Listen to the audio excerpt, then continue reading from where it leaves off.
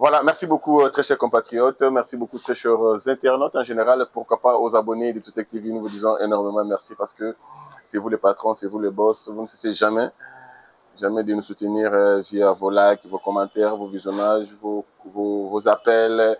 Donc vous êtes là, scotchés, en ce net moment devant vos postes téléviseurs, en train de suivre, capter Tutec TV en ce net moment. Nous voici dans notre nouvelle rubrique Parlons infrastructure avec un cher compatriote et pas vite Rokabola makanisi na ye en fait na oyo etali solution toza nango na ba nid de poule na ba inondation na ba embouteillage na Kinshasa donc tokoyoka ye akabola makanisi oyo ye azali nango par rapport ya oyo tozali kokuta na Kinshasa ces derniers temps quand il pleut Kinshasa ezali kozinda alors ndeko abi ye na solution azama mokuse mais solution na peut-être c'est comme solution za moulaï du moins c'est une personne oyo qui va sango na ye na ba média sur place oyo aleki et biso pe to beti les portes afongoli biso porte alors to yoka payer apporter pe solution oyo azali nango malgré sa taille physique mais na kati c'est un costaud ndenge balobaka mwana moke abetaka pe mbunda mokolo abinaka donc sans plus tarder sans trop prendre du temps naye kolobela bino na otali parlant infrastructure avec l'un de nous je parle du congolais bien sûr allez topé ses paroles à se présenter et puis tokoyoka ye tata mbote Mbote papa boni bien merci ndenge oyambi biso na cadre na bino awa na ISPT, c'est ça, non? Oui, ISPT Kin. ISPT Kin. Ah, il y a ISPT Boma, il y a ISPT Kisangani. Oui. Ah, c'est partout? Oui, c'est partout. Ah, d'accord. Aux années de direction générale? Non, oui, ils ont juste pour Kinshasa, mais et Bapé ça on comme ISPT Kinshasa, mais il fallait normalement ils allaient ISPT Gombe. Bapé ça on le rôle les acquis à Liboson à Kinshasa, et Bapé ça on Kinshasa. Ah, mais j'ai aimé la structure. Et c'est bâtiment économique. Bon, bâtiment, ils allaient déjà Banda Kalabana. Kana Moulaï Nango? Oui. Parce que toi, je rappelle que nous sommes au 4e niveau. Hein? Oui. Nous sommes au 4e niveau, l'Icolo. Oui. Et ils allaient Banda Kala depuis l'époque coloniale. C'est bâtiment ici? Oui. Ah bon? Mais c'est juste qu'il va réflexionner. Réflexionner le directeur Kabassi. Ah d'accord. Maintenant, le bâtiment, monsieur, comme tout le monde, le bâtiment, il y a un pays, il y a Kalato et tout le monde. Oui, bosomo na nasi wana iza ba bâtiment oyo ezotongama pona ba master o tozotia art master ya monde tozotia ba salle nango pe na salle polyvalente nango. Ah d'accord. Alors sans plus tarder, tu vas quoi bayo? Oui, nga komona nga Jeff Mwanzanyemwe. Je suis ingénieur en mécanique de production et assistant même à l'institut où nous sommes ici présents. Vous êtes assistant? Oui, nous sommes assistants. Alors, j'espère que notre émission est cause à la bilingue, mais nous aimerions valoriser notre langue, donc consommons congolais. Je sais que l'ingénieur, comment? Jeff Mwanza. Jeff Mwanza, je suis sûr que l'ingénieur, vu que c'est un assistant, il parle mieux français, mieux. Okay. Je précise mieux français. Bien sûr. Mais on va plus consommer local, on va plus, s'il faut être bilingue, pas de problème, mais du moins, on doit privilégier notre langue. Donc, j'espère que Ekozala et Lokomoko Yamutuya, donc, parlons lingala, consommons congolais. Alors, Ndeko Mwanza, ozali ba classe no bani obanyango wapi? Na bandengo awa na ISPT Kinshasa. Malgré que au place automatique ezalaki na homme auditoire na biso ezalaki kuna na ngamu na banda awa na 2017 si okay. 2023 nde nazwi diplôme na nga ya licence. Okay. En 2021 diplôme à graduat, 2023 diplôme à licence. Na minute oza licencié?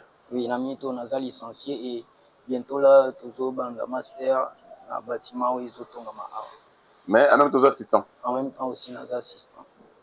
Ça fait combien de temps? Inventeur aussi. Comment? Inventeur aussi. Inventeur? Oui. Ah d'accord. Ça fait combien de temps assistant? Une année et demie, c'était depuis fin 2023.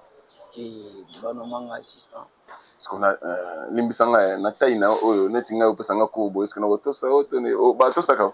La taille ne fait pas l'homme, vu que j'ai na kati na nga ba capacité mo iné ya kozwa nini domination, donc ya kozwa nini maîtrise ya salle, quel que soit molai mokuse ya moto, j'ai quand même en moi une domination. Nomination domination, oui, tu as domination. Mais retenir le mot à la domination. Bon, on retire ça, on retire ça. Donc, il je voudrais dire gestion. Ah, donc, gérer salle, quel que soit nombre, quantité, j'essaie de gérer une salle. Il suffit qu'à aux alamounes, le meilleur. D'accord. Non, là, c'est entre parenthèses. Mais la spécialité, nous allons. Bon, spécialité, dans la mécanique de production. Donc, mécanique de production, c'est un ingénieur Oyo. Attends, Yaza licencié Oyo. Na G3, donc troisième graduat, dans ancien système, au Nicolo comme nouveau système, il y a LMD. Oui. Ancien système, na bisu à graduat, licence, master. On a na graduat, soit aux électromécanicien, soit aux mécanicien en construction mécanique et naval. Mais bisu, tous mais électromécanique, na G3, na L2D, na salaki, na licence de na salaki mécanique de production. Donc mécanique de production, ils ont département où ils ont produit ingénieur où ils ont apporté la solution, soit na technologie, la solution, soit il y a pour présenter produit où ils ont pour répondre à nos besoins, soit pour ça la chaîne il y a production, il y a produit moboy. Na ko pesa exemple ndeti masanga, ndeti maya régie des autres mais là ba machine sur place et les kakawana ko banda na captage tina refoulement et ça auto bien la chaîne de production. Alors pour concevoir, pour placer le matériel, ils ont un ingénieur au babinga, un mécanicien de production. Yende ayebi ko ndeni ya placer, ko dimensionner ba machine, ndeni ya ko banda na produit brut na produit fini. Ce qui peut à la chaîne de production à peut concevoir un produit où ils ont solution à un problème de la société. Donc vous êtes déjà des inventeurs, vous êtes des inventaires. Oui, format surtout à la inventeur, okay. Donc créateur d'emploi plus okay. Que demandeur d'emploi. C'est comme une chaîne de production de collaborative. Usine brassicole, tout consort. On a un ingénieur au basala électromécanique, parce qu'on a G3 ou soit au basala mécanique de production. Alors, yo, mon ISPT, bon, je parle moi en général de tout le bien, moi il y a Polytech, moi na ISTA. Vous avez la différence? Oui, tous en a différence pour bisomi to ISTA mécanique, ah, vous c'est plus la pratique.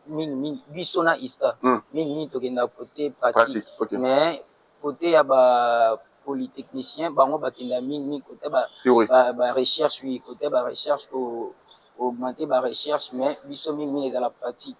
Tout tangi loko, tout le qui moyen de ni to mettre en pratique malamoko. Oui, la population. Ah non, bino makambo, boton sa beaucoup exacté, bino pendant que non, musala. Bisonné musala. Aux 8 théorèmes par exemple, théorème il y a au Bernoulli, théorème il y a d'abord papa.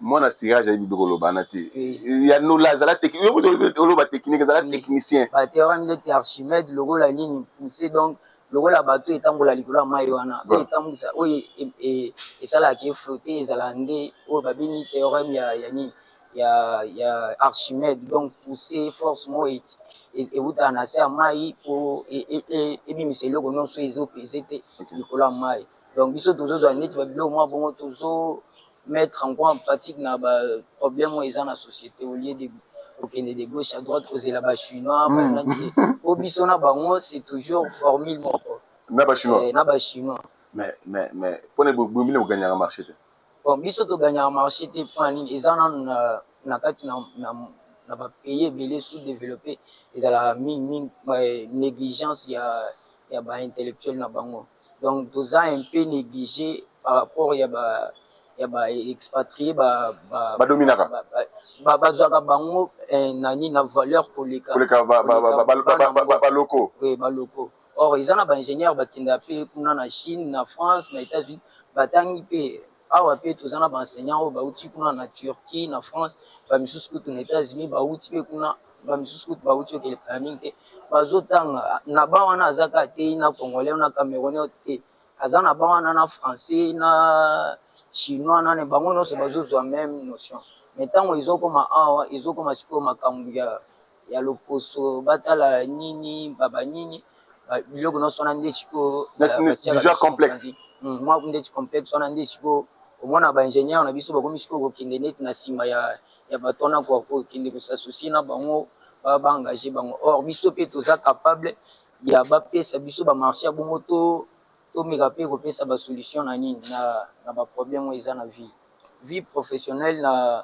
naza un peu na kati na attente ya baproduit oyo na mettre nini sur le marché oyo na présente bino ezala accepté et accompagné mpe na molai kofinance po toki quand même na nini na kozala mpe na oyo lobi wana donc une carrière un peu professionnelle po eloko nyonso ezalaka na ebandeli mpe na mwa suka nango donc eza oyo ozwi biso mpenza na ebandeli mais na basolution eza mpenza makasi oyo obandi bango na basolution moko makasi na basolution moko makasi nazelaki te na sala de gauche à droite non na oyo nasilisaki nango place nde nazoprésente bino mpo bomona de quoi nous sommes capables pas seulement ya kodemander emploi mais aussi de créer des emplois. D'accord.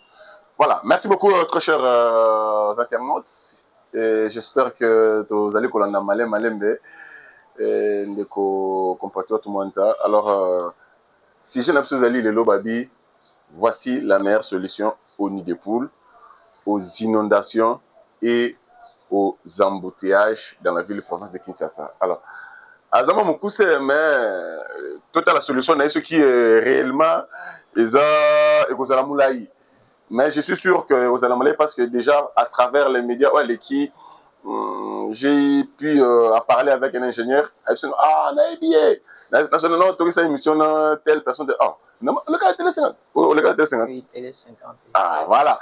Donc, je suppose que si Balanda qui est déjà, moi, la image, il y a RTNC, mais or que c'est le cas de Télé 50. Là, je salue tous nos confrères à Télé 50, nos consoeurs. Je vois des Dream King.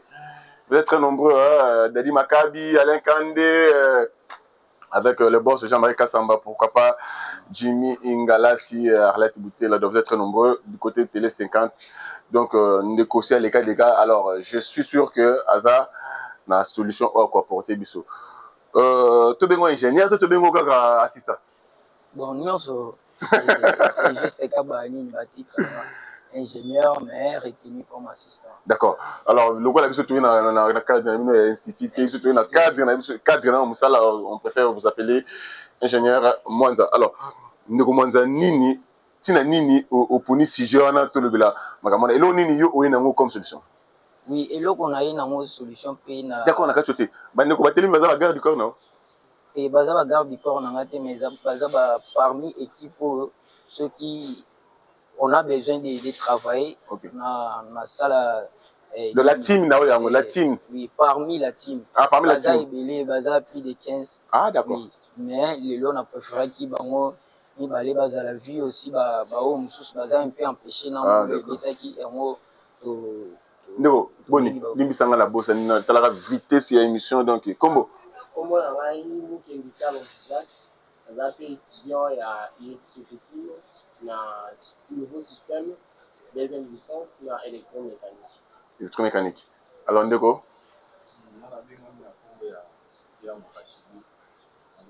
Lawa makasi ozanza?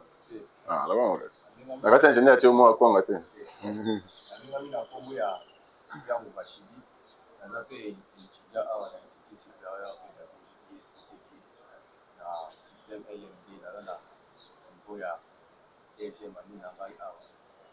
D'accord. Bino tuni vous écoutez qui ingénieur Azalaki déjà.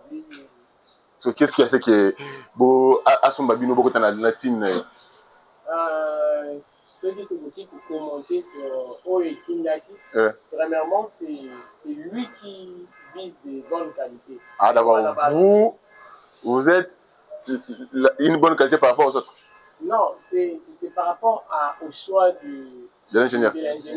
pour Tokyo, on va dire que l'équipe va exactement. Non, là, c'était un parenthèse. Choix parmi étudiants ou assistants qui sont dans cours depuis première licence, deuxième, et alors, vu que Biso peut tout en amour, on a s'attacher aux nouvelles technologies, aux nouvelles inventions pour la solution pour offrir un amour à la Biso. Alors, nous avons vu que l'ingénieur a une proposition équitable et nécessaire pour faire avancer un peu le problème où nous avons ils ont la solution. C'est alors qu'en tant que des étudiants, où nous avons croître en connaissance, nous nous sommes attachés à l'ingénieur Mwanza pour croître un peu en connaissance et pour grandir surtout dans l'expérience. Parce que hormis les études théoriques, qui sont à la moins expérience pratique, pour faire une bonne similarité. Hein. Mais j'espère que le voisin Moukoussou le Moulaï quand même au Bangarae. Ah oui, surtout, c'est la connaissance d'abord qu'il a. Là, c'était entre parenthèses. Alors, ingénieur Toubane Koloba, il est au Mimi Bisso chinois, il y a Moutouya par rapport à la solution de Ronango, Nzela, ils allaient ko fanda mai ils ont fanda na Nzela. En fait, quand vous êtes dans la mboula moko, quand vous êtes tondi, mai ils ont fanda na chaussée, ça crée toujours. Donc, moi, j'appelle ça l'argent jeté. Oui. Donc, on construit, on crée, on répare, s'il faut le dire, on réhabilite une chaussée, mais dans peu de temps, non, ce n'est plus une chaussée en fait praticable. Oui. Alors que pendant qu'on roule selon la norme, chaussée, c'est pendant qu'on roule, il faut rouler aisance. Donc, au sentier, il y a une boule à mouqueter. Alors que Kinshasa, c'est impossible. Au salaire, 1 km, on a les bouloutés. C'est impossible. Oui. Donc, même à tes plats, au sentier, il y a ma boule, parce que le système, il y a. Alors, il y a besoin de solution. Il y a une solution ni oyo, au sali pour que. Oui. Bon, Oyebi, merci d'abord pour la question. Oyebi, l'histoire na lobaka na ndenge ya ville ya Kinshasa. Toza penza na banzela ebele eza na mabulu. Na o baza na kati na ko réhabiliter. Eza juste o nazo benga mingi ke bazo traiter ba conséquences, mais eza na ba cause oui. O so o moni ke chaussée en goudron ezo beba mingi au changer au tiers béton eza juste pour trouver nini solution te eza juste au changer nini base mais au changer eloko ezo poser yango te or cause ya ba mayo tomona mingi na chaussée eza nde po ezwi place te na kati na caniveau nde omona mayo wana ekoma na kati ya chaussée mais omona ke non ba banda misala ya pour réhabiliter chaussée to soit kolongwa na goudron kokota na béton on a juste pour faire durer or ata ceux qui vont changer nini chaussée et comme en béton armé ceux qui m'a eza na isiko na ndimité ko rouler ata na 50 km pour bateau ba piéton ba zomai exactement donc condamné à rouler siko na cc pour au sopela bateau maïté wana eza juste que ba traiter moi conséquence mo boye mais cause eza mai oyo ezwi bisika te na kati na caniveau ekomi sikoyo likolo ya goudron mituka enyateli yango mituka ntango enyateli yango ecreye sikoyo mabulu po mai ebima wana ezala mai moko ya pH moko acide très élevé oyo euta na bandako eza na acide moko très élevé nde yango ezodégrade nini chaussée na biso ezocreye oyo babenga banid de poule. Alors pour éviter cela, pour prévenir genre il y a cause wana to proposer to salela na kati na bakaniveau auto bengi bac de rétention des solides. Bac de rétention des solides eza cage moko donc bac moko oyo to ko placer na kati na caniveau avant de placer ngo to aménager na no puits libulu mo na kati na caniveau to ye to placer bac wana. Alors tango écoulement yo selema na kati na caniveau mai ezotambola emema mabele mabanga ba plastique tango ezokoma place auto poser ba bac de rétention na biso mabele wana ezokoya na kati na bac na force to bengi force ya pesanteur ebenda biloko eza dense ezobenda ngo na se nde koyi na kati na bac ciment to ye to bimisi yango. Alors so to zui to adapter méthode wana ya travail toko éviter mai ebima libanda ya chaussée pe et dégrader yango nde solution auto proposer mais sikoyo eza sikoyo na problème mosusu oyo tozomona badéchet plastique bacarton badéchet ménagère baimmondice ezokutana mpe na kati na kaniveau.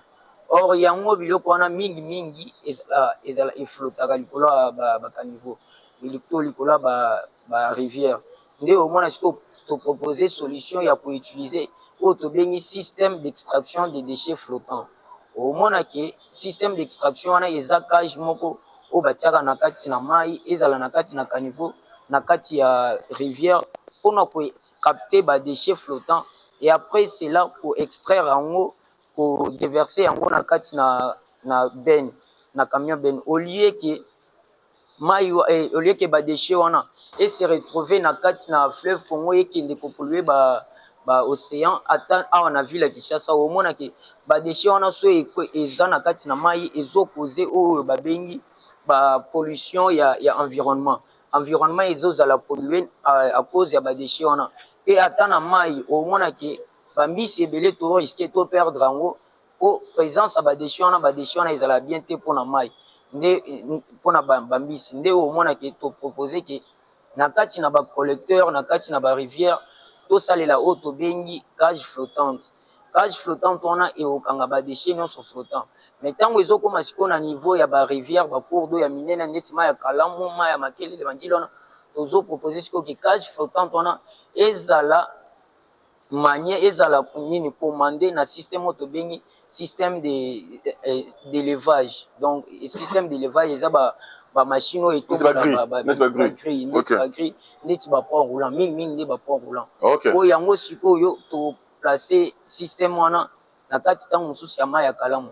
Biso toza awa sikoyo na mito na Gombe, mais tozokomande yango à distance. À distance. Ah d'accord. Soki mbula ezobeta na mito moyen mosala esalema eza te, mais biso sikoyo tobanda komanipuler système wana à partir ya or. Donc c'est un système intelligent oyo obanda sikoyo otombola bacage, etomboli cage moko ezongisi mosusu, cage oyo etondi esopi yango na kati na place yango moko intelligent yango moko, soit ekozala commandé soit yango moko econstaté que non badéchet etondi na kati na cage ale asouleve yango asopi azongisi yango. Ntango sikoyo mbula osila nde sikoyo baye barécupérer badéchet wana olia basala nde omoni bazwi bilo nyonso badrague rivière, omoni basopi likolo ya chaussée ezozala mpenza nini bien te mpona. mais yayo sikoyo ekende soki neti okiri bongo yayo ekende yanga sikoyo toaménage yango. Omoni rivière ezala na barive, toprévoir na rive oyo eza non utilisé non pratiqué,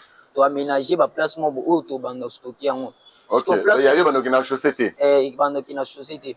So arrivé ke tokotravaille soit mbula ezobeta tokotravaille, mbula ezobeta te tokotravaille wana totindi camion bene akende atelema wana système wana ebwakila ye mbala moko akende obwaka. Mais so arrivé ke mbula ezobeta moyen tozela po quantité etonde ebele wana système wana eotravaille yango moko.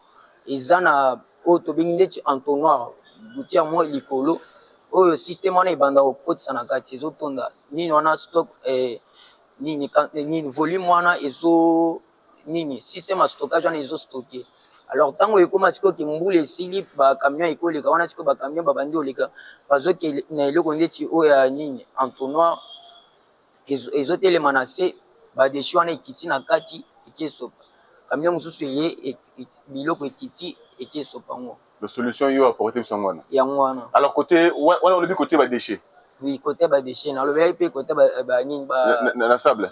J'espère que pratique moi ça pratique. Oui, pratique toza disponible, toza na ba matériel mo to préparer pour na bino to bomona na miso. To relier théorie na pratique po mingi ingénieur soit zoloba na monoko bandimela été. Il faut soit aske na moi simulation moi et réalisation sur terrain na ba dimension réelle wana nde ba comprendre ya tana muto aza du domaine te. Alors, merci beaucoup très chers internautes. J'espère que Tolandi ingénieur Mwanzanenga lobby na biso tolinga la pratique biso tolinga biso dans terrain en fait biso dans terrain biso ba discours mais j'espère que ces cadres de 5 milliers scientifiques vous allez quoi apprendre et puis vous allez tu bénéficier en fait tu apprends et puis te bénéficier.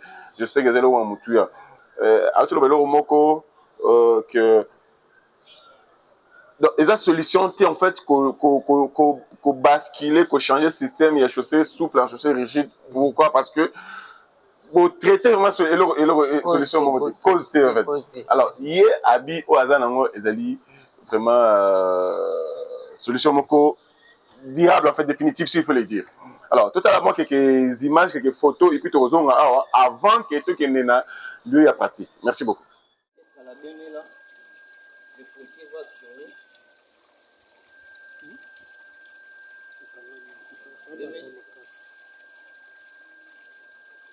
Et maintenant là,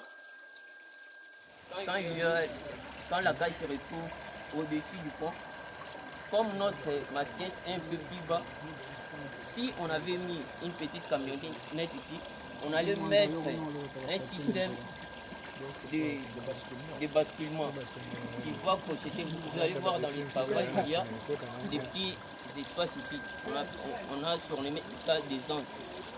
Ici, les deux côtés, comme ça, quand la cale sera de ce côté, elle sera prise en piège,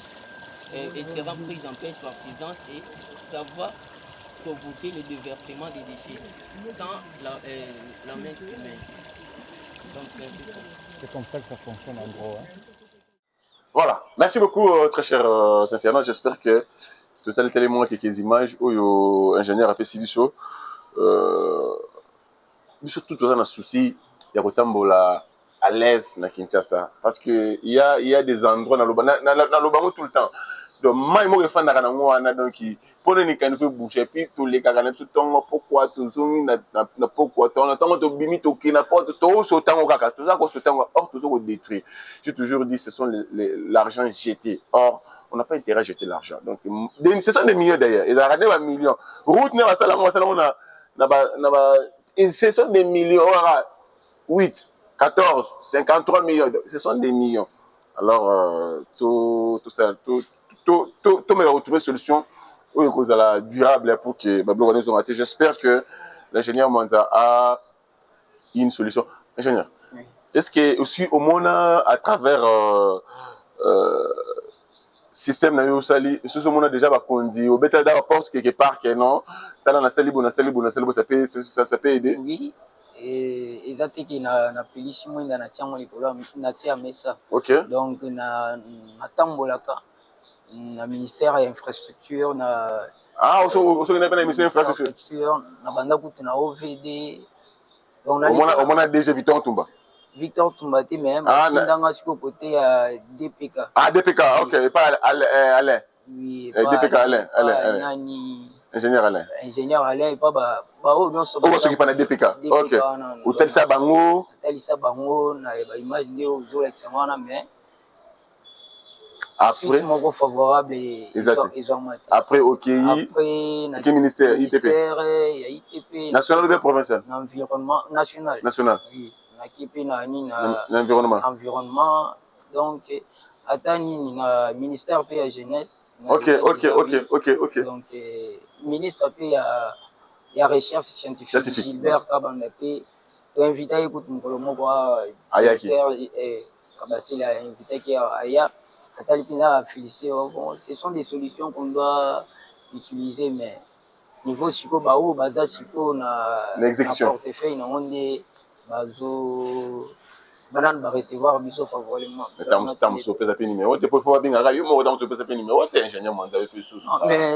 autres déjà qui n'est pas mon point na malobate parce que quand même na dossier au talisa qu'est-ce que tu as fait, qu'est-ce que tu veux, qu'est-ce qu'on peut faire pour toi.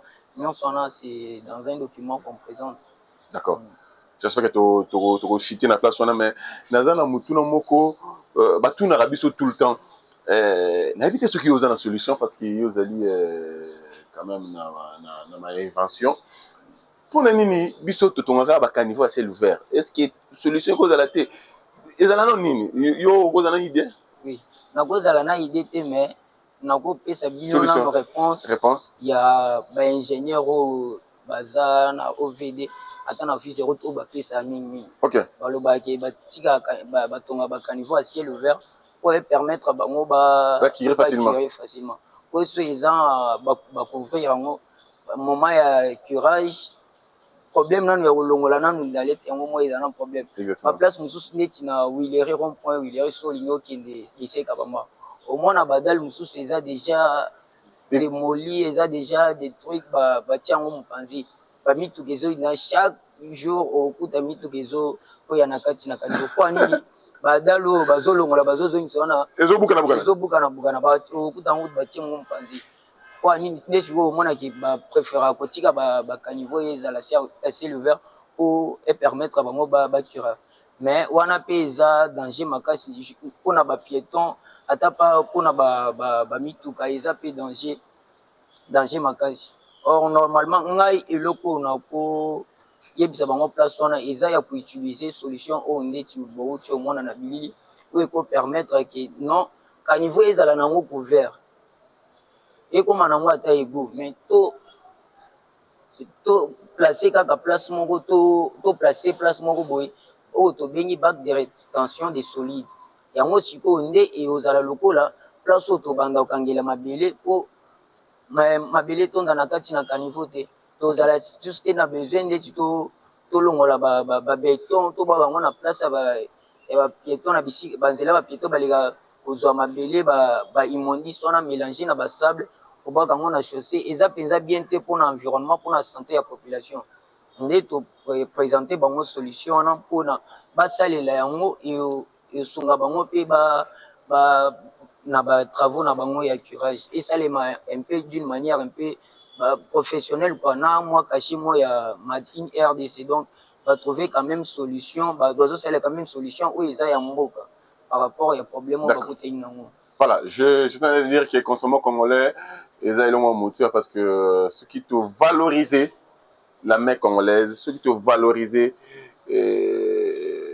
la connaissance congolaise, en fait, ceux qui te valoriser l'homme congolais, j'espère qu'ils ont un moteur. Parce que chinois valorisera, japonais jamais valorisera, américain jamais. Exactement. Turc jamais valorisera, ceux qui français jamais. Jamais. Indien jamais valorisera, ceux qui ouzbek, jamais. Donc, entre nous, tout Simbana, je crois qu'ils ont un moteur. Mais, tata, tout ça, tout, moi, des questions, au moins, la solution, je n'ai pas habité. À toi, qui est les lots, n'est-ce pas le qui et quand on a le béton, c'est une c'est une noki. Quand il faut se bâtir les lots, le béton, qui na 8 heures, na 12 heures et tondi. Mais, papa. Oui, merci bien pour nous, pour mais, naïb, c'est vraiment beau. Moi, ils sont les bêtis. Ils ont la quantité na ngoya mabele ou ememi na kati na kanivo. So ngule beti susu mukolo wana ils ont la quantité na ngoya ememi na kati na kanivo. Parce que so biso siko to placer ba bac de rétention na. To calculer que déjà té na quartier tel na kanivo et bimaka wana ils ont la quantité mo botokuta après un temps donné. Alors, ça après expérience, après étude. Ok. Pour elo non il faut nan les études. Exactement, exactement. To yeba gete place oyo après 2-4 mois, 5 mois, bamboule beti kanivo ezala tunda. Après avoir ko za information na, les siko to yeba quantité nombre nini ya bac to ko placer na kanivo na pe na temps nini après combien de pluies au to koleka po to évacuer donc to extraire ma belle wana donc ils travaillent mon boye ils allaient un peu auto bien tous autres travaillent d'une manière professionnelle tous à la télé le la bazo tâtonner et au moins bâtir au moins na misala et salement na boulevard c'est j'étais vraiment déçu comme on a dit non indien chargé bango basala misala na boulevard au moins azozo longolone badal mususu ezoko ya na kati ya kanivo azolo kotana epete mbule beti banine kanga misusu na pe batura pe kanivo mususu boulevard te une partie batura juste une partie mais mbongo ebima ba 7 millions de dollars pour yo tolanda ba information oyebi ministre tango azoleka autorité du domaine tango azoleka ye mo gouverneur ya ville aloba ngo na député provincial Noël Cheikh aloba ngo OK to pesi bango 7 millions pour na curage mais ils n'ont pas tout fait mais basali yango au mona ki non bakufi au-delà ya ba 100 personnes en période privée jo to suivre au banda septembre 2024 ti lelo mbula ko tezo continuer na juin au mona ki ba perdre tellement biloko otala sikoyo ke population eyokaki non babimisaki bamillion mo boye mpona koéviter mais on a bien l'argent perdu l'argent perdu donc au moins lisusu bayokimisa mbongo oyo te Kinshasa 0 trop 31 millions bayokimisa susu nini mosusu projet mosusu oyo te kozwa susu trop na 41 millions donc mpona yo eloko osali c'est la meilleure solution mpona koéviter po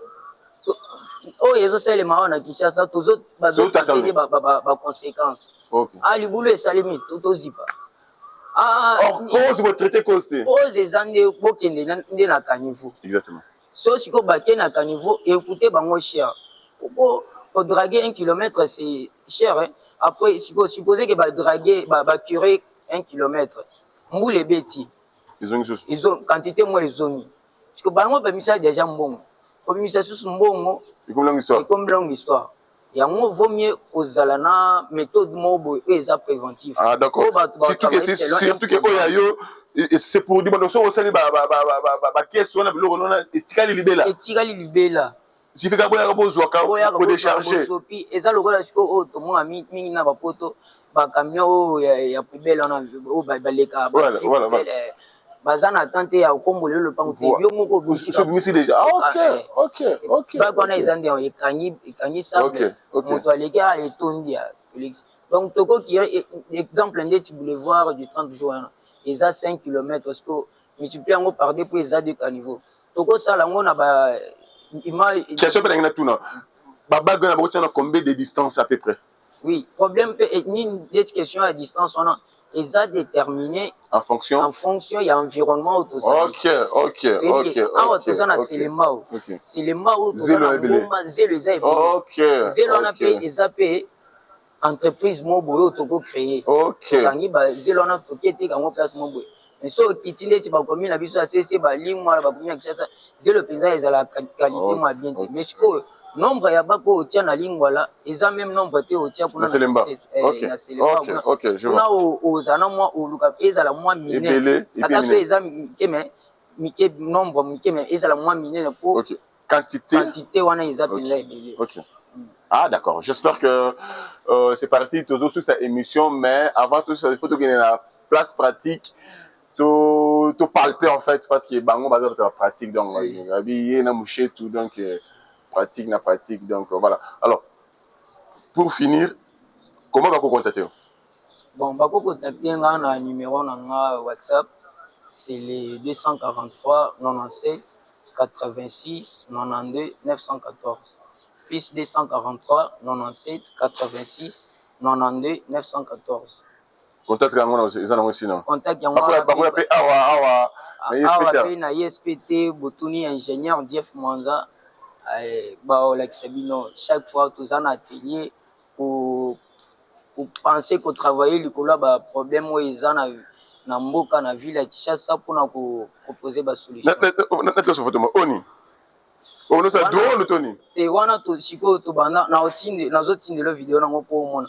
Wana siko cage na biso o to sala expérience wana. OK. O to sala yango po to zalaki na ba moyen financier te ya o sala yango nde sengeli. Mais wana to sala yango na miniature. Donc et ozala siko système o na yebiso commander wana. Wana to sala yango pe commander pe na nini. Juste sur place quoi. Donc commander na ba commando moni manuel wana tozo commander yango etombola cage esopa na kati na camion. OK. Au lieu de verser na ce système wana. Donc yango ozo soudé. Wana bati bona bano soudé bat ya rétention. Au atelier. Wana na atelier nazo sala ba pièce o ya bac ya rétention solide. Ah d'accord. Donc ebilo non so moni wana eza bilo. Bon oni. Wana siko nazo commander wana siko tant que tu na G3 nde to na salaki système ya ko extraire ba déchets on a mis que tant on a commis na LD tant on a bâti bac de rétention na ba cage il fallait siko pour expérimenter en les sous bazala trop exigeant na réalisation so réaliser il faut la pensa complet. OK. Et bah c'est bien non tu dois maintenant réaliser maintenant la siko un peu plus donc palpable pour na oya liboso ezalaki moi moke au mona totiango na mesa mais basinga siko ezala nde siko na se Ah, d'accord. Mais entre les deux bacs, en amont, il y a source, il y a des gars tels que Nengemaizo ou Tila. En aval, entre les deux. Entre les deux, où ils sont en amont, ils ont un bac à rétention solide. Ok. Où il y a un et maintenir niveau ya maille. Ok. So, donc vous êtes obligé d'avoir niveau de il faut il faut attention balandanité mais oya cage toko tiango ata na moi distance mobo mais oya bako ekanga oya siwana esenga pour respecter distance na ok bouteille ya komema ya ki ata ba 5 km 1 km mais zelu a aussi déplacer muke afandi déplacer muke sombule kati afandi ok est-ce que au moni ndeti na badiga eselemaki na maya njilo wana bakopesa ba raison balobi ote eza population etongi pembeni na nini ne bamaya ya nini rivière basoko te eza non eza wana te eza nde mabele so otali mingi papa bino pe boyebi mingi ah nena ngo lobi eza bongo yo contredire biso ba expert eza bongo te po nini omoni mingi bato basala erreur ya kolanda bato bazosala misala oyo bazoyebisa bango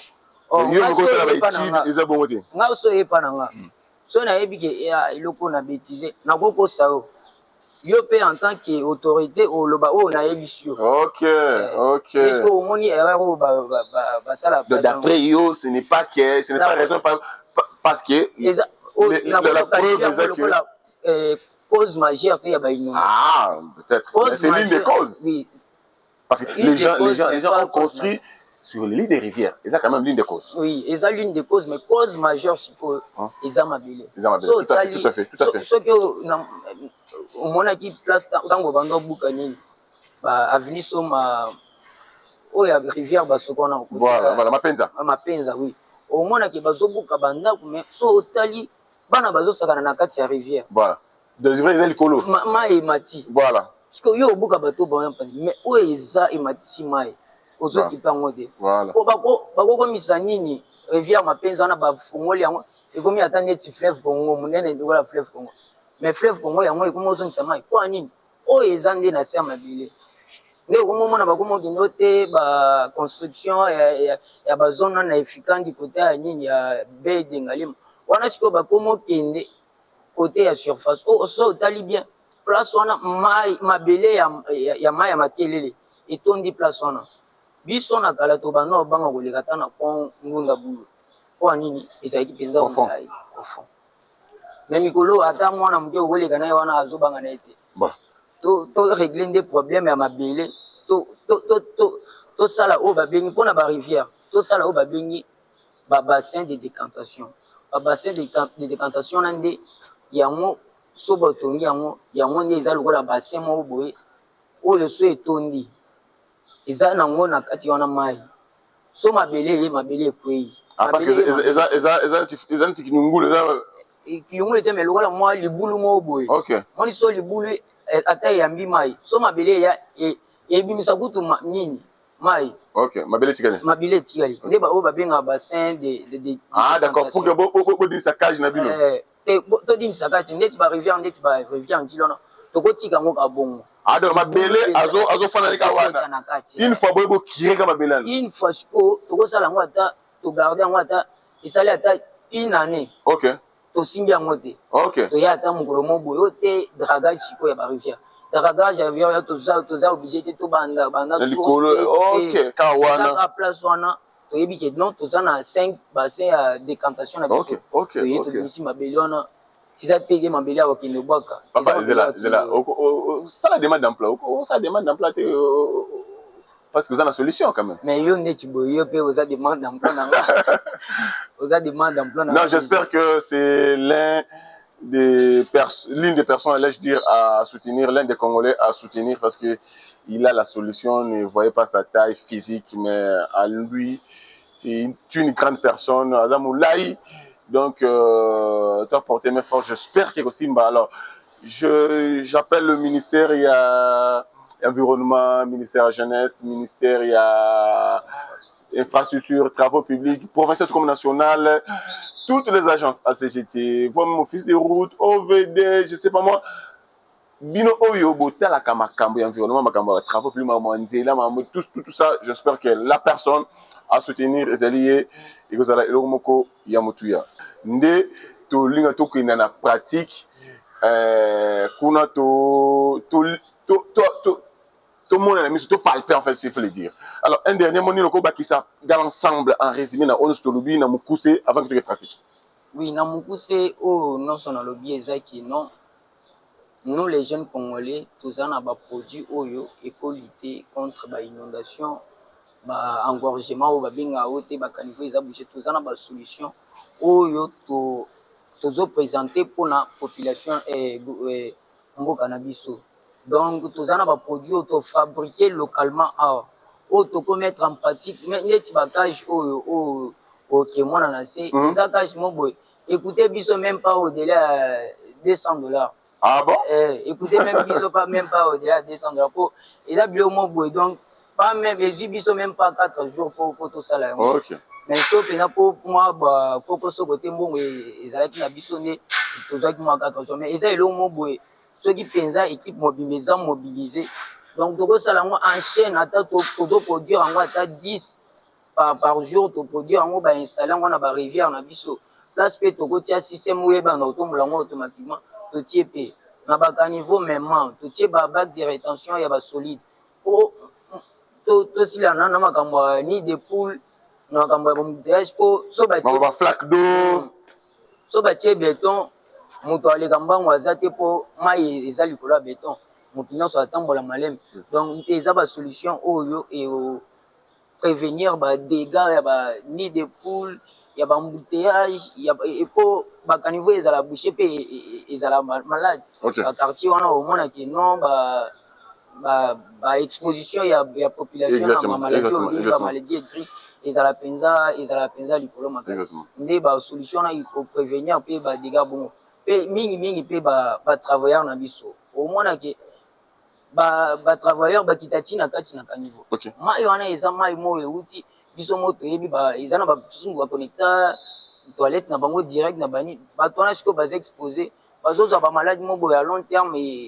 et causer bango ba nini ba mort mais ndesiko to salike to salela ngo na kozala na veste boy nazo sala na nga musala courage nazo tirer donc neto kitana sena uzaka na veste no na otia choisible pour un ingénieur exactement tout à fait mais on la veste c'est na la veste na lati nini gilet pour mon que non mais du moins ça et qu'on empêcher que ozala la ma pembe pour ça musala wana et empêcher na ngote et empêcher na ngote au moins que tozana ba ingénieur na ba mususu ba rejoindre biso que au moins que tozo sala ngo sans trop de gymnastique sans trop ya obeb c'est bien muto ko sala ngo pe na chemise ya pembe bonnet de volati pas de problème d'accord.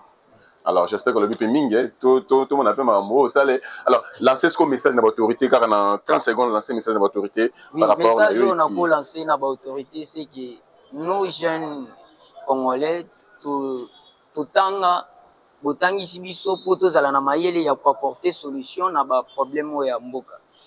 Donc, tout ça, il y a produit, tout inventer des produits oyo, et que soulager nini mboka na biso côté ba inondation na ba dégâts ou ma yezo posé na chaussée ba nid de poule donc toujours lancer bino message pour boyer ba ki non ba solution na ngo oyo ya cause majeure ezali oyo toko salela yango ça ne vient pas de l'Asie ni de l'Europe ni de l'Amérique mais awa na RDC ba made in RDC oyo toko exploiter na faux prix donc je vous lance un message si vous pouvez nous contacter pour fabriquer pour vous les systèmes d'extraction des déchets flottants ou les bacs de rétention des solides, les cages, tout, nous allons les fabriquer ici dans nos ateliers pour soulager la population. D'accord. L'ingénieur Mwanza, l'assistant ISPT Kin, ISPT Kinshasa. J'espère qu'à l'objet, donc c'est Nabandeli. Consommons congolais. Valorisons l'intelligence congolaise, valorisons l'homme congolais parce que Indien a la rage jaloux, Chinois le risque, Espagnol le Américain le la mairie d'abord. Vous comprenez? Donc consommons congolais, valorisons l'homme congolais, surtout des gens pareils, tout tindika bango parce que les honneur na biso, biso tout tindika bango bazala kwa Congo en fait totindi kande Congo et puis ils appellent honneur zozong la biso donc muta botam so ke la pe musu ba convier ba ko welele mbango alors biso a to négliger ba benga fuite de cerveau na ezala mingi bongo non valorisation ya bana mboka omona akuta ina chance mobo ya ki na poto omoni akomi bakomo servir ye voilà. bazui Et puis si faut changer nationalité a changer nationalité voilà ba benga on fuite de cerveau voilà. Tenez pas de cerveau. Allez, bon, tout à la praticabilité. J'espère qu'ils auront mutuel. Merci beaucoup, tout qui t'a nassé. Ah, tout ça, la 4e niveau, je rappelle, tout qui t'a nassé et puis tout pratiquer. Mais ici, dans les jours à venir, ceux qui sont ingénieurs, bon, c'est le quoi, bien sûr, tout quoi, pour que tout valoriser, tout indiquer, na biso et puis c'est comme ça en fait. Allez, merci beaucoup, tout qui t'a nassé.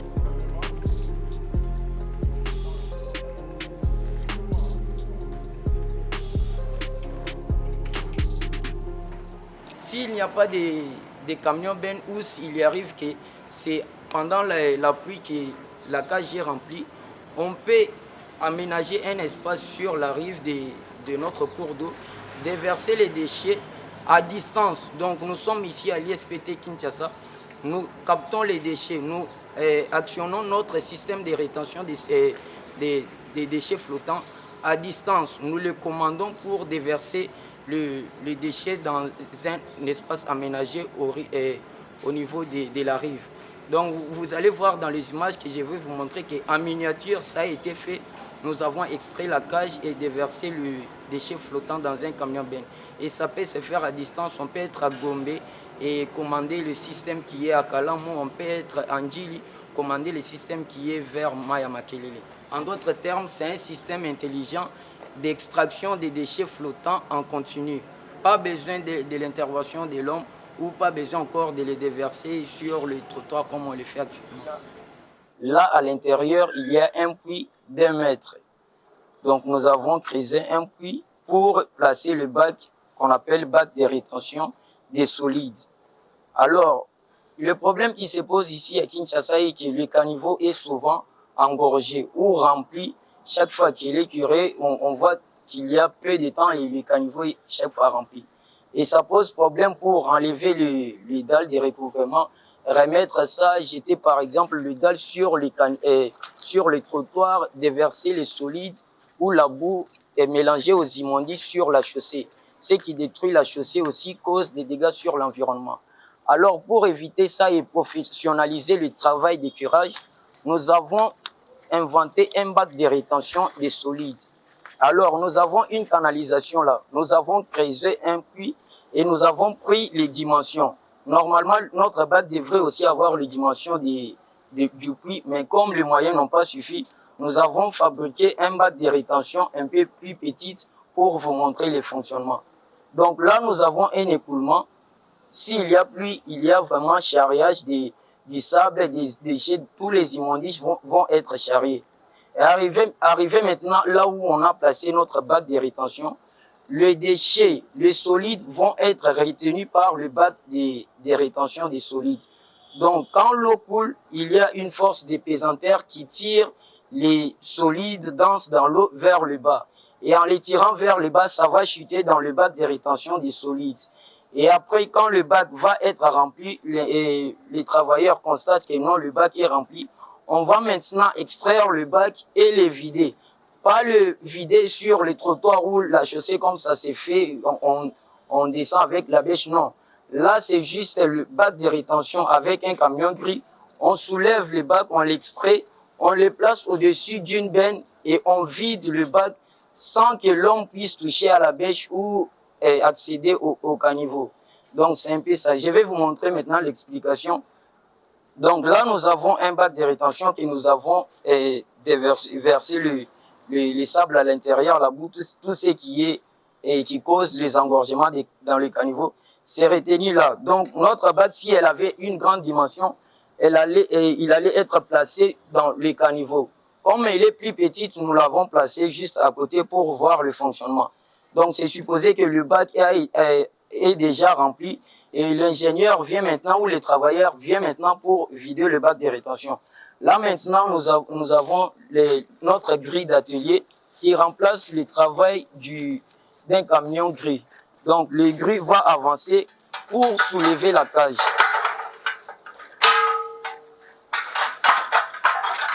Avancer.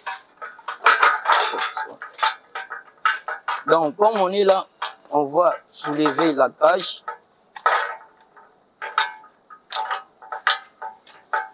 Et l'homme va soulever la cage. De faire sortir maintenant, d'extraire la cage qui a déjà retenu le sable et les immondices. Nous supposons que le collecteur se trouve ici. Oui. Exactement. Oui, supposez que le collecteur se trouve ici et les sables, les déchets solides sont retenus ici. D'accord. Et alors l'homme soulève le bac et il va le poser à côté. Tu vois, descends.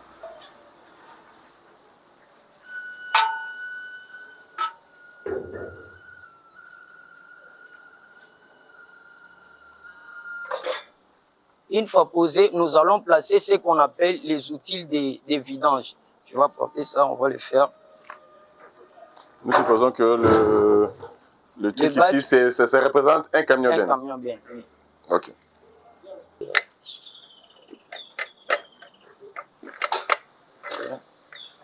Donne-moi le bas. Enlève la pince. Là maintenant, comme vous voyez, nous avons placé notre bac de rétention à côté et nous avons installé le système de vidange du bac de rétention. Là maintenant, nous allons retirer les anneaux qui ont servi que le bac ne puisse pas s'ouvrir. Donc là, quand nous retirons les anneaux,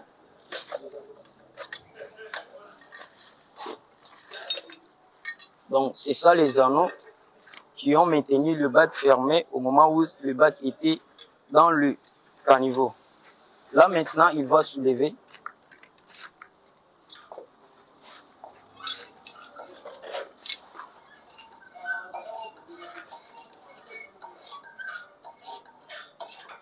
Est-ce que vous avez la simplicité qui est aussi le mot simple? Il faut passer par ces histoires ici. Non, mais pour moi, je vois trop de trucs ici. Je me dis, mais. Oui, aux hommes, on a trop de trucs parce que tu n'es pas du domaine et tu n'es pas encore initié. Okay. Mais tant que vous engagez dans musala au moins que non et comme on a fausse affaire que pas même biso qui dans un niveau tiré en au tiré mon congrès lui passe banaso à peu sur $5.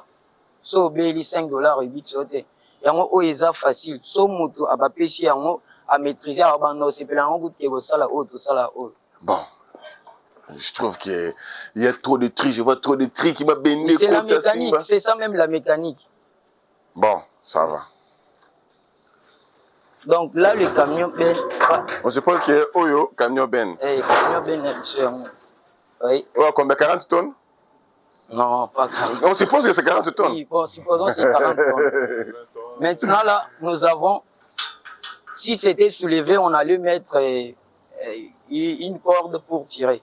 Maintenant, là, comme c'est à la portée, on va juste le faire à la main. Donc, vous voyez, on a vidé le bac de rétention.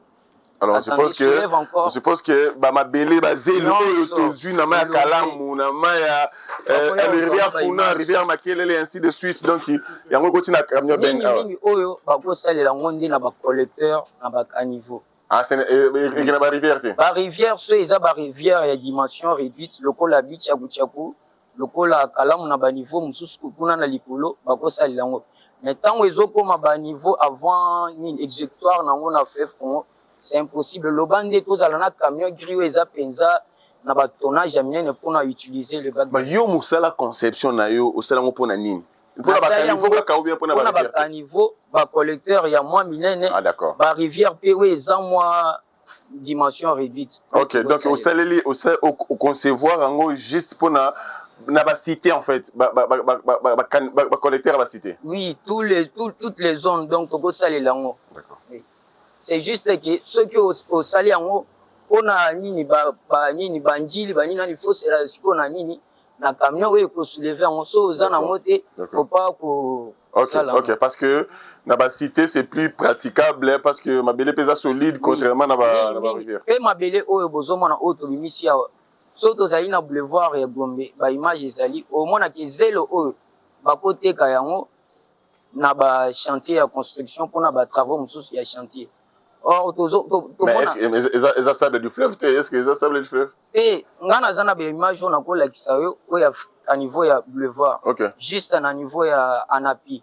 Zelo e bima place on a baboka ngote. OK. Eza zelo ba kenda na ba chantier mususu sale la. D'accord. Par rapport à ba ndeti ba limo ala ba ni ba commune Kishasa we eza na session wana mabele na ngo ba ko sale ngote. Mais ba pesika ba pente ezali zelo na ngo ya ka penza ya pembe. Alors, je pense qu'une fois fini, bah vider caisse oyo, bag oyo. Alors, qui ça au moins, yango monde les autres engagement. OK. Descend petit à petit.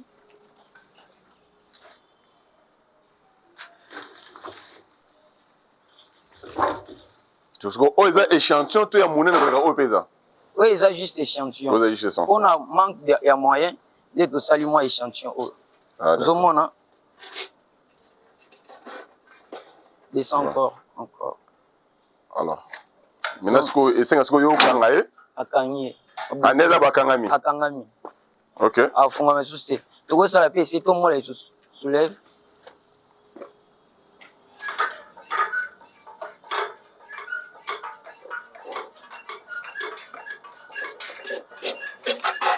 Afungama te. Ok. Ok. Ou afungama il faut na binda. Ok. Bindi pas afungama. D'accord. Donc, vous avez juste un échantillon. Oui, un échantillon. Vu manque à moyen. Manque à moyen. Vous avez l'échantillon. Donc, ça pouvait être aussi Koleka Awa. Koleka Awa. Ok. Alors, une fois fini, si vous videz, maintenant, il faut que nous soyons na caniveau pour que vous recevoir maintenant, profondeur, faisait là. Combien de place vous retenez? Ça dépend. Yo ingénieur au pot déterminé. Éviter quartier Oyo et Bimisa Mabele Makasi. Alors, pour nous, faut concevoir à 5 bacs, 10 bacs, il y a volume boé, il y a profondeur boé, pour nous évacuer en chaque. Mais, moi, ça. Problème des années, bah quand il faut si la salle déjà, ils en a pas place, il y a profondeur, ils ont plat boé. Maintenant il y a juste quoi tu vois. Ils ont déjà plat. Aux hommes on a ce problème aux en amont qui. Voilà. Parce que faut te concevoir bah quand il faut musus. Bah quand il faut musus au moins quand il faut na biso. Il faut concevoir par rapport et en fonction de ça. Et ça la plat quand aux autres bah. OK. Biso ne tiko to yaga pour ça la pluie. Ok. Pour faire voir le fonctionnement, il y a pas de rétention. Ah, donc on suppose que même quand vous avez un cité, qui quoi adapté à un système Oyo. Donc après autant de mètres, creuser moi puis. Ok, ok, ok, ok, ok. Alors une fois fini, maintenant vous bloquez un sous supposons sur la carte. Oui.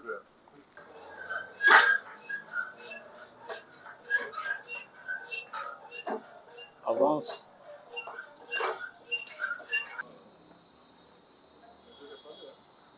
Donc là, vous voyez qu'on est en train de remettre notre bac de rétention un peu plus petite, mais pour juste vous montrer le fonctionnement. Et là, vous soutenir est-ce qu'une forte pluie avec une forte vague, en fait, et oui, comme mangote? Non, il faut mieux mangote parce qu'ils en ont quatre les boules. Ah, ils en ont quatre les boules. Ils en ont quatre les boules. Arrête là. Ils ont les boules. Mais et puis ok. So, ça une attaque, je comprends. Alors, maintenant, s'il faut mettre ça en lèvres, si on va passer sur moyen, on va passer sur mbongo pour au salamusala. Maintenant, casual, à dimension, par exemple, il y a les boulots pour tout là ou bien. Oui, la dimension, les boulots pour tout là. D'accord. Moi, ici, et au leka. Ok. Moi, et au côté là. Ok. Et bimi, ok. Moi, bah, déchets, il y a une vitesse, soit éloigné les canons. Ok. Quand bazo kangonga ekiti. D'accord. Après, bisotoye. Donc, casual mouké, azaraka exemplaire kaka. On suppose que ce qui les moyens et mon ami donc casual la ko bana peu près ba awa. Ok. Parce que place ba matière et kangamande et bandanase. Mais nyonso ils a parti à l'école donc mon travail travailleur azoya likolo akangisi kaka. Mais il y a d'abord ramasser ba salité té. La salité peut pas ramasser. Il y a des fois, au moins la salité, nous sommes ici. On dit la salité, nous sommes voilà. Voilà. Ok. Alors, tant que place si aura peut-être que vous avez besoin de sable de brotrier. Oui, sauf au moins que sable on a déjà utilisable. Il suffit juste pour ça la moi pour aménager moi espace où bah ça là où va bien atami. Sopi et tamisé. Ok, vous séparez sable et déchets. D'accord. On a présenté c'est une solution contre remplissage de caniveau. Caniveau est à chaque fois rempli na solide ou les opposés que maï et matalikolo à caniveau, maï et matalikolo à caniveau et continue et comme na place au chaussée na chaussée. Tant que tout les cas, trop de ça crée ce qu'on appelle des nids de poules. Alors pour éviter ça, il faut déjà une solution préventive. Oyo et qu'on capte bamabele wana po mai ezala na kati na caniveau. Ce qui maboule les na kati ya ville ya Kinshasa, c'est à cause du sable qu'on retrouve dans le caniveau. Si on enlève, on arrive à enlever, à trouver une solution comme celle-ci, placer une solution comme celle-ci dans nos caniveaux.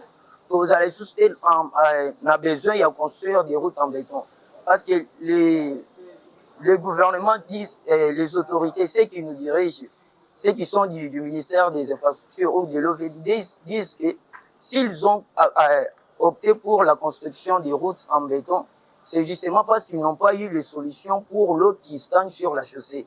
Alors c'est pour cela que nous avons proposé qu'ils puissent utiliser les bacs de rétention, des sables, de tout ce qui est solide, afin que les caniveaux soient vraiment aérés et l'eau puisse passer. D'après étude nayo, yo sali, bino bosali en fait, vous êtes sûr que si on vous donnait les moyens, ce système va pour des solutions na problème tout temps na caniveau?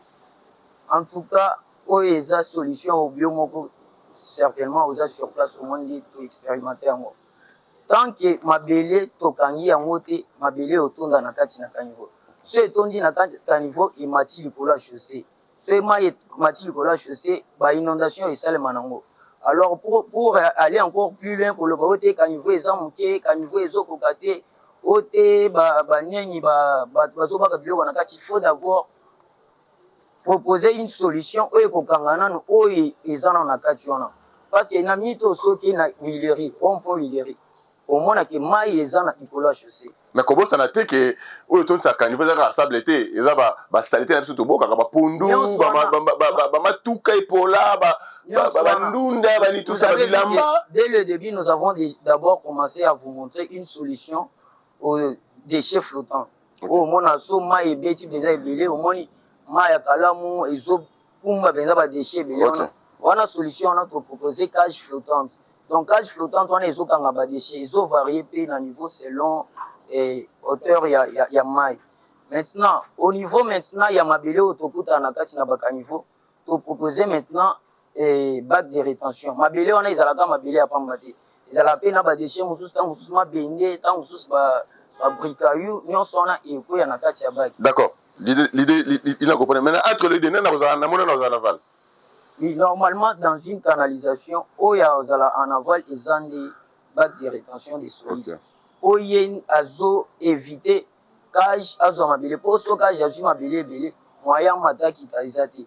Il y a donc en amont à retenir en bas sable à l'équissimai.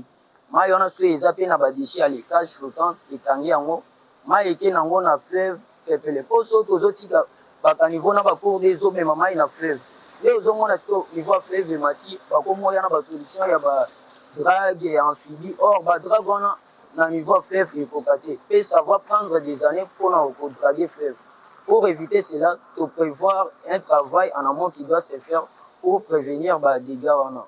Et si au monde en quelque part tous les inventions et na mona ngo quelque part des inventions là c'est depuis 2021 qui n'a bandana pour réaliser ba produit net cage flottant au bomoni on to banda ngo na sala ngo depuis 2021 et juste na une information il est dans la télévision la journal na mona que le gouvernement azala qui éviter face aux inondations ni avec na za na solution na proposé mais jusqu'à là toujours mais partout peut-être avec votre passage par mon inquiété solution au isa na institut supérieur pédagogique et technique où il faut apporter déjà une solution à ba inondation. Donc système bando c'est depuis 2021. Bac de rétention na salle c'est depuis 2023 na défendre yango na fin 2023. Ah, mais cage flottante, c'est depuis 2021, novembre 2021. Donc, quand on sait les cages flottantes, on comprend que non, on a soukanango, il faut bien soubar au moussou, on a soukanango, on avait au moins que non. Problème, les agana ba déchets, déchets, et koko na kolonganango, ah, so, likolo les apolélé. Au bas qui déchets, ah, na maya kalam par exemple, au bas qui en a ta côté à kalam ou yolo, au bas qui en a au na fleuve, ti et qui nata océan, so, et petit obstacle à monter likolo. Mais na moyo mona kete ezana ngo ezo causer inondation te o ezo causer inondation c'est ce qui est sous les eaux donc na niveau ya C donc c'est pour cela na yo mona ke o ezana C ezama bilé ezaba ba solide o eza dense alors pour cela ndé na yo réfléchir na bité il faut maintenant tout ça les là-bas de rétention des solides yango ekanga sto mabile po zela ma yeza la polile. D'accord. Merci beaucoup. J'espère que Tolandi séance à pratique Oyo. Mais je souhaiterais que prochainement, en tant que ça, la sous-émission, la rivière Morosson, on va choisir une rivière de la place. Tout ça, la pratique. Maintenant, tout le monde a vraiment donc, c'est une première pour nous. J'espère que dans les jours à venir, Tokoya a pour nous un deuxième numéro, plus na terrain. Tu as pratique. Donc, il y a partie théorie comment de comment expliquer. C'est quelqu'un à soutenir. Je suis sûr que va coordonner naie à Pessi. Et puis, aux alliés dans le domaine, il y a infrastructure, aux alliés dans le domaine, il y a travaux publics. Je vois toutes les agences en fait, la CGT, l'OVD, l'Office des routes, le ministère des infrastructures, ITP national, tout comme provincial. J'espère que la personne à soutenir, il y en a pour apporter un plus na tel que ces derniers temps, il a plu. Et ça les dégâts. Donc samedi, vendredi, boutou à vendredi, à samedi passé, bon qui va quand même voler salaki et puis ça les dégâts toqué dans Mbinza Pigeon, comment l'avenir Joseph Okito et parce que tu as régi des mon année donc alors ndeko albi a une solution. To me kainam. To meki par-ci par-là, tu trouver solution mon côté. Il y a le but des côté chaussée rigide, au tombé en béton, ils allaient solution. Il y a une solution. Tout me caillé. Tant que tu reçois et à nous. Donc c'est par ici, Tokabonen Deko. J'espère que avec toute son équipe, courage Nabango.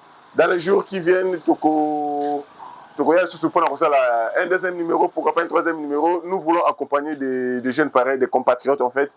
Pourquoi pas faire Made in RDC? Oui, exactement. Pourquoi pas faire RDC parce que c'est notre invention, notre cachet qui nous proposons aux autorités. Alors, consommons congolais, consommons local et aussi à l'époque Moutouya, donc soutenons des jeunes pareils et les allons Moutouya. Allez, chez nous et que les bonheurs sont notre partage. Aimons la République démocratique du Congo. On se retrouve au prochain numéro. Merci beaucoup.